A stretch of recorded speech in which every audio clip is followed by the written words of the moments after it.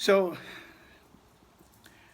XRP is either one of two things.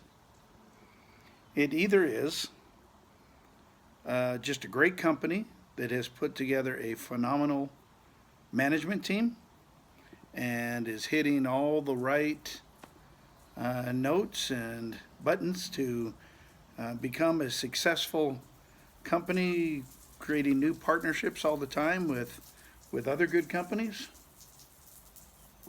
Or there's one other possibility, and that is that this has been a plan and a design since its inception, and that the government's more involved than any of us ever knew or thought, and that this management team is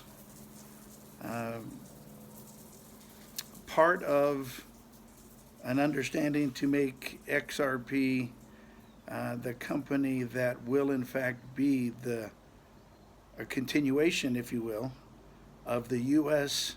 having the world's reserve currency. In other words, where XRP takes the place of the U.S. dollar.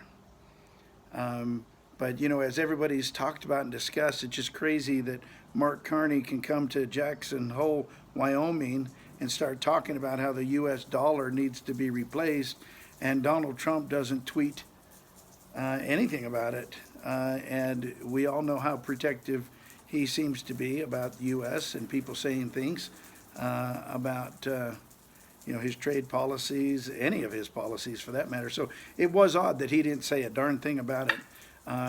And I personally, I think it's all just to lead up. I think this is a foregone conclusion. I think it's happening.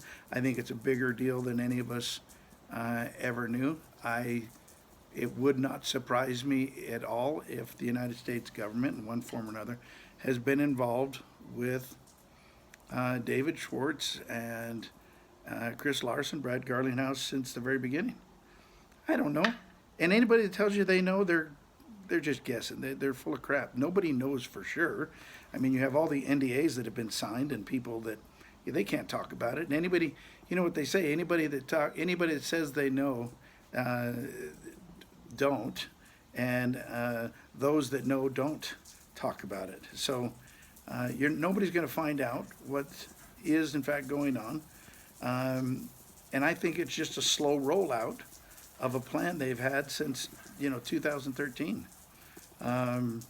And that's what it feels like to me, is just a slow rollout. I think we're going to see a no action letter, dang mosquito, no action letter from the Securities and Exchange Commission to Ripple, I think before December. And I think they need this lawsuit that Ripple's engaged in. I think they need that settled and done. And I think Ripple needs to have their escrow account. I think they need to hold less than 50% of the escrow account to get that no action letter as well. So anyway, I think it's a bigger deal. I guess it doesn't matter. Ripple is a great company. They have a great management team. They have a great product, and I think they will.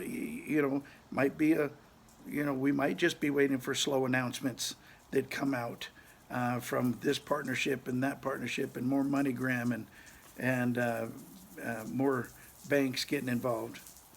Or we could just be waiting for one big announcement from a group like the G7 or the IMF and or an executive order from Donald Trump that we're in a financial crisis and we've got to move to this new currency, and this is going to save the